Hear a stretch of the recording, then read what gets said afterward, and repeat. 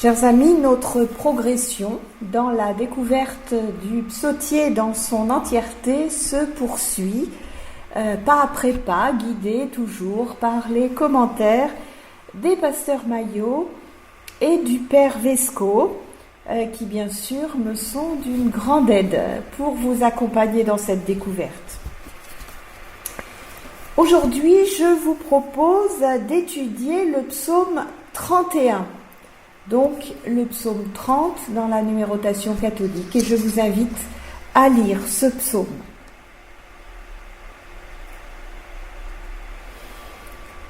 Voilà un cas où nos deux commentaires divergent d'opinion. Globalement d'ailleurs, les commentateurs sont divisés. Pour les pasteurs Maillot et Lelièvre, il s'agit de deux psaumes différents qui auraient été rassemblés en un seul, tandis que pour le père Vesco, c'est une unique prière. Et ce ne serait pas important si ça n'en changeait pas un tout petit peu la perception.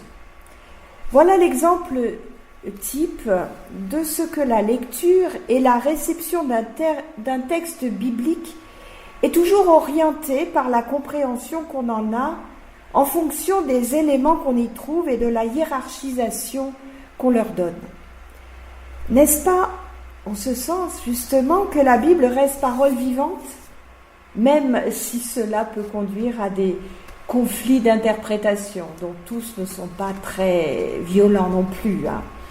Il est vrai que la construction de ce psaume supplique action de grâce, puis à nouveau supplique action de grâce, pourrait plaider en faveur de deux prières successives, à moins que les versets 8-9, qui forment la première action de grâce, ne représentent que des souhaits comme l'expression d'un exaucement attendu et non pas un remerciement pour un exaucement déjà obtenu. Les pasteurs Maillot et Lelièvre constatent que la première partie, jusqu'au verset 9, a l'allure d'un psaume tout à fait classique, comme si on avait construit ce psaume en allant emprunter des expressions ou des vers à d'autres psaumes, ce qu'on a déjà pu rencontrer ici ou là. Ce qui n'enlève rien d'ailleurs à la véracité de la prière. Ce n'est pas en effet parce que l'on n'est pas un poète inspiré et créatif et que l'on puise dans ce que d'autres ont écrit, que ce que l'on exprime ne vient pas profondément de notre cœur. Dieu, nous rappellent nos deux auteurs, ne nous demande pas à tous d'être de vrais poètes, et heureusement, même s'il nous demande à tous d'être de vrais chrétiens. La vérité de notre prière ne dépend pas de notre capacité d'invention ou d'improvisation. Jésus ne l'a-t-il pas bien compris, lui qui a répondu favorablement à la demande de ses disciples pour leur apprendre à prier en leur offrant le Notre Père que nous continuons nous-mêmes à reprendre à leur suite.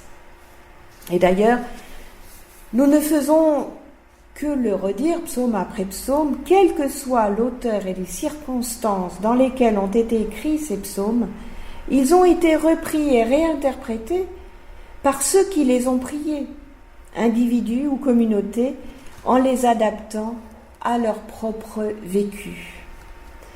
Une bonne prière n'est donc pas d'abord une belle prière que nous venons d'inventer, mais des mots qui rendent compte de ce qui déborde de notre cœur et qui surtout nous mettent en relation avec Dieu en vérité. Quoi qu'il en soit, nous nous trouvons donc là devant la prière d'un homme face à de grandes difficultés et qui se réfugie en Dieu. Nous découvrons ainsi que déjà avant les chrétiens, les psaumes ont été priés de manière mystique. La forteresse ici n'est plus de pierre, le refuge n'est plus le temple en tant que tel, mais Dieu lui-même. Et la relation intime qui se tisse dans la confiance entre le croyant et son Dieu, même si le temple reste le lieu privilégié où l'on prie Dieu. Nous aussi, chrétiens, pouvons avoir parfois plus de facilité à entrer en prière dans des lieux dédiés à cela. Et cela peut même nous manquer dans des temps qui sont les nôtres.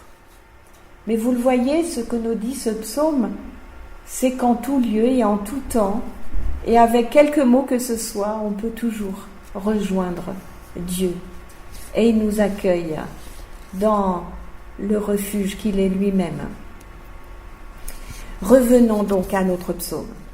La première partie de ce psaume contient une confession de foi, celle du psalmiste dans des expressions déjà entendues ailleurs. Tu es mon rocher, tu es ma forteresse. On y entend aussi les mots mêmes du Christ sur la croix. Dans ta main, je remets mon esprit.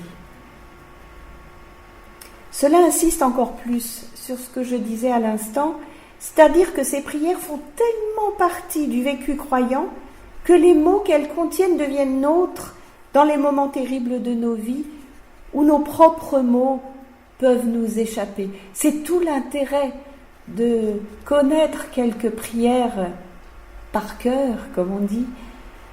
Quand nos mots nous échappent, quand la frayeur est trop grande, quand la douleur est trop importante, ces mots-là vont pouvoir ressortir. Là ressurgissent dans nos cœurs les prières apprises et les cantiques souvent chantés. Et ils portent nos cris. L'esprit, dans ce psaume ici, là, c'est la vie qui est ainsi remise entre les mains de Dieu dont le psalmiste connaît la fidélité. Alors ça peut être évidemment au moment de mourir, on va dire cela, mais ça peut être aussi de dire je remets ma vie là telle qu'elle est, moi qui suis encore vivante et qui désire vivre encore longtemps, autant que faire se peut. Le psalmiste attend le salut de Dieu, non seulement le salut de son âme, mais de son existence elle-même. Dans la deuxième partie, le psalmiste s'adresse à Dieu directement à la deuxième personne. Il rend grâce de son intervention en sa faveur. Puis il parle de Dieu à la troisième personne, c'est qu'il passe là au témoignage, vers la communauté, de ce que Dieu a fait pour lui. Et c'est ce que nous sommes invités nous aussi à faire dans nos vies et pour notre entourage. Nous ne savons pas de quelle maladie terrible souffrait le psalmiste. Cela nous ferait penser à une sorte de lèpre qui fait horreur aux autres. On peut ici penser évidemment à Job. Mais cela fait penser aussi au prophète Jérémie, mis à l'écart lui aussi pour bien d'autres raisons. Victime de la rumeur publique, calomnié, méprisé. Cela atteint ici un tel niveau que le psalmiste, il le reconnaît perd un instant sa confiance en Dieu. Il s'affole, c'est la seule imperfection qu'il s'avoue. Mais c'est qu'il se sentait loin de Dieu. Ce psalmiste est tellement notre frère dans les temps qui sont les nôtres. La seule demande qu'il fait alors, c'est que Dieu illumine son visage sur lui. Cette expression qui suggère que le psalmiste attend que Dieu lui sourit. Comme quand on dit que la vie nous sourit, cela sous-entend que quand Dieu nous regarde de cette manière-là, c'est le bonheur qui s'installe dans notre existence, dans notre cœur.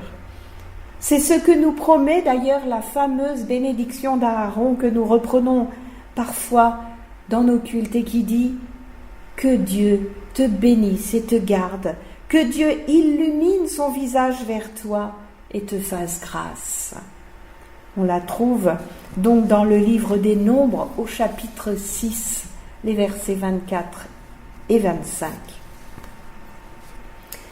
L'invitation finale du psaume est belle. « Soyez forts et affermissez votre cœur, vous tous qui attendez après Yahvé. » Mais ne s'adresse-t-elle pas au psalmiste lui-même ? Attendre Yahvé n'est d'ailleurs pas une attitude statique, ni même une sorte de, langueur romantique. Attendre Yahvé suppose la confiance dans sa fidélité, comme Job lui-même, qui jusqu'au bout, même si Dieu le tue, espère encore en lui. Tous les jours, il attend, comme un veilleur, que vienne la relève. Jésus aussi, dans ses paraboles, a évoqué cette attitude du veilleur qui jamais ne doit dormir. Dans nos textes dominicaux, ces derniers temps, nous avons entendu cela, n'est-ce pas, dans l'Évangile selon Matthieu. Veiller, attendre, c'est encore agir comme Dieu l'attend de nous. C'est aussi espérer, d'une espérance pleine et non pas vaporeuse, l'espérance des justes, qui débouche, comme nous le dit le livre des Proverbes, sur la joie. Ces psaumes qui passent de la supplique à l'action de grâce, témoignant ainsi de l'œuvre de Dieu dans la vie du croyant, ont-ils un autre objectif que celui-là, de nourrir notre espérance, de la rendre pleine et de la tourner vers la joie? C'est, je l'espère, ce que vous découvrirez en cheminant avec nous sur ce chemin de prière-là. Je ne peux alors que vous redire, en guise de bénédiction, avant de réécouter notre psaume, que cette bénédiction d'Aaron, que Dieu vous bénisse et vous garde, que Dieu illumine son visage vers vous et vous fasse grâce. Amen.